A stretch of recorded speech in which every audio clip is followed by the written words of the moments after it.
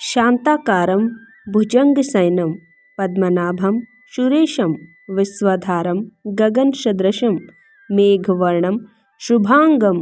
नमस्कार दोस्तों, आज हम आपको इस वीडियो में नाम जप की महिमा बताएंगे जो भगवान विष्णु ने स्वयं नारद मुनि को सुनाई थी। भगवान विष्णु शांत भाव से शेषनाग पर विश्राम कर रहे हैं। भगवान विष्णु के इस रूप को देखकर मन में ये प्रश्न उठता है कि सर्पों के राजा पर बैठकर कोई इतना शांत कैसे रह सकता है, परंतु वह तो भगवान है, उनके लिए सब कुछ संभव है। ईश्वर का नाम साधना की नींव है। अपने जीवन में नाम जप से शारीरिक, मानसिक एवं आध्यात्मिक दृष्टि से क्या क्या लाभ होते हैं, यह हम इस प्रस्तुति में एक पौराणिक कथा के द्वारा उदाहरण सहित समझेंगे। कृपया वीडियो को पूरा देखें और चैनल को सब्सक्राइब अवश्य करें। तो आइए विलंब न करते हुए आरंभ करते हैं। वर्तमान में अनेक लोग दुख को भूलने के लिए मद्यपान करते हैं, परंतु मद्यपान दुख को भूलने का साधन नहीं है। दुख के परिहार के लिए नाम जप करना ही उपयुक्त है। एक बार की बात है, वैकुंठ लोक में भगवान विष्णु के पास देवर्षि नारद गए और भगवान से जिज्ञासा प्रकट की। वह बोले कि हे भगवान, मैं नाम की महिमा जानना चाहता हूँ। भगवान ने कहा कि मेरे नाम की महिमा जानना चाहते हो तो मृत्युलोक में जाओ और किसी कीड़े के सम्मुख जाकर मेरे दिव्य नाम का उच्चारण करो। नारद जी मृत्युलोक में गए और देखा कि एक कीड़ा अपने स्वाभाविक गति से रेंग रहा था। नारद जी ने उसके सम्मुख भगवान के दिव्य नाम का उच्चारण किया। कीड़ा उसी क्षण मर गया। नारद जी भगवान के पास आए और निंदा करने लगे कि हे भगवान, आपका दिव्य नाम सुनते ही कीड़ा तो मर गया। भगवान मुस्कुराए और कहा, मृत्युलोक में पुनः जाओ, वहां पर फूल पर तितली बैठी होगी, उसे मेरा पावन नाम सुनाना। नारद जी मृत्युलोक में गए और देखा कि एक फूल पर मस्ती से तितली बैठी है। उसे भगवान का नाम सुनाया तो तितली भी नाम सुनते ही मर गई। नारद जी फिर भगवान के पास आए और कहा कि भगवान, आपके नाम को सुनते ही तितली भी मर गई। भगवान ने कहा कि कोई बात नहीं, इस बार किसी हिरण के बच्चे को मेरा पवित्र नाम सुनाना। नारद जी मृत्युलोक में गए और देखा कि एक नर हिरण और मादा हिरण के पास छोटा सा बच्चा खेल रहा है। नारद जी सहमे सहमे कदमों से बच्चों के पास गए और उसे भगवान का नाम सुनाया। नाम के सुनते ही वह हिरण का शावक भी मर गया। नारद जी ये देखकर दुखी हो गए और भारी मन से भगवान विष्णु के पास जाकर कहा, भगवान, यह सब मैं क्या देख रहा हूँ? आपका पवित्र नाम तो तारने वाला होना चाहिए, किंतु यहाँ तो जीव जंतु मरते जा रहे हैं।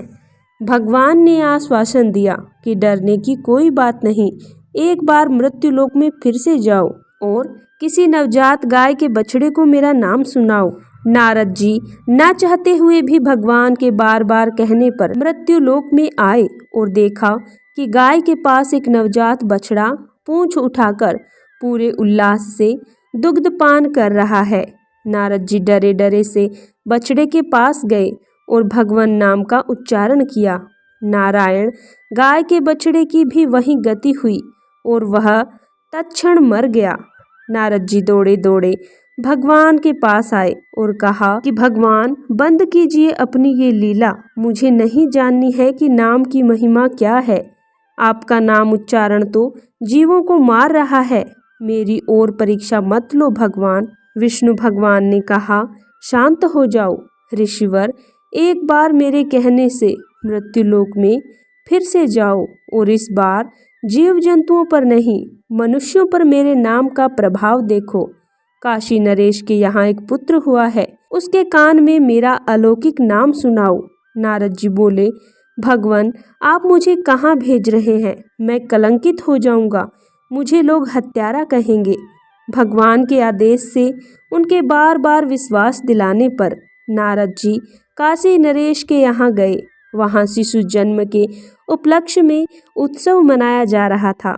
राजा को जब पता लगा कि वैकुंठ लोक से देवऋषि आए हैं तो उन्होंने उनका खूब स्वागत किया और कहा कि आप नवजात शिशु को आशीर्वाद दें।